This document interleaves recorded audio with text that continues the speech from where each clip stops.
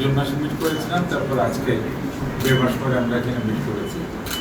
আজকে আমাদের আলোচনা মূলত ছিল আমাদের আন্ডার-20 এবং আন্ডার-17 টিমের যে দুটো এশিয়ার কোয়ালিফাইং হয়েছে সামনে, এফসি কোয়ালিফাইং, ওটা নিয়ে।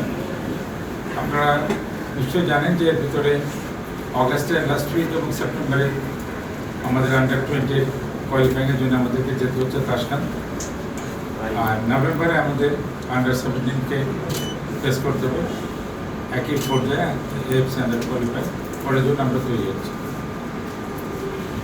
এই দুটো টিমের জন্যে যশোর শামসুল্লাহ ফুটবল একাডেমিতে এখন আন্ডার-20 ওখানে ক্যাম্প চলছে এবং সেখানে আমাদের 3 জন কোচ রয়েছেন বাইরে, একজন হেড কোচ, একজন ফিটনেস কোচ এবং একজন গোলকিপিং। সেই সাথে আমাদের ফেডারেশনের এবং বাংলাদেশে যারা কোচ বৃন্দ এবং সহকারী আছেন, ফিজিওথেরাপি এবং অন্যান্য সাপোর্ট টেকনিশিয়ান সকলেই সেখানে আছেন এবং ওখানে পূর্ণতমে আমাদের প্রস্তুতি চলছে এবং আপনারা দোয়া করবেন। আমরাও আশাবাদী এবার আমরা ইনশাল্লাহ এফসিতে আমরা কোয়ালিফাই করতে চাই আন্ডার-20। তো আন্ডার-20তে আমরা অলরেডি যশোরে এর ভিতরে আমরা দুটো ফ্রেন্ডলি ম্যাচ খেলেছি সেনাবাহিনীর দুটো টিমের সাথে।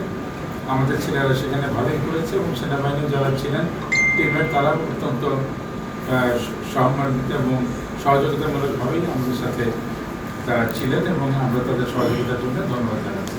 আমাদের এভারেজ টিমে আমাদের যারা বাংলাদেশে বাস করছেন, এর বাইরেও দেশের বাইরে বসবাসরত বাংলাদেশি মোট আমাদের 5 জন আমাদের ক্যাম্পে যোগ দিয়েছেন।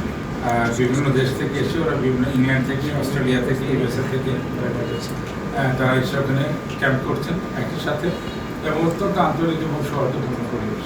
আন্ডার-17 নিয়ে আমাদের প্রস্তুতি চলছে। এবার আমরা যেটা করব, আন্ডার-17 আমরা প্রায় 65 থেকে 70 জনকে আমরা ক্যাম্পে নিব।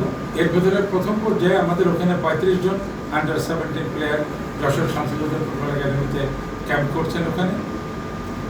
বাকি যে 30-35 জন, এটা আগামী 16-17 অগস্টের পরে তারা ওখানে যোগ দিলে ওখানে টোটাল আমাদের থাকবে প্রায় 65 থেকে 70 জন।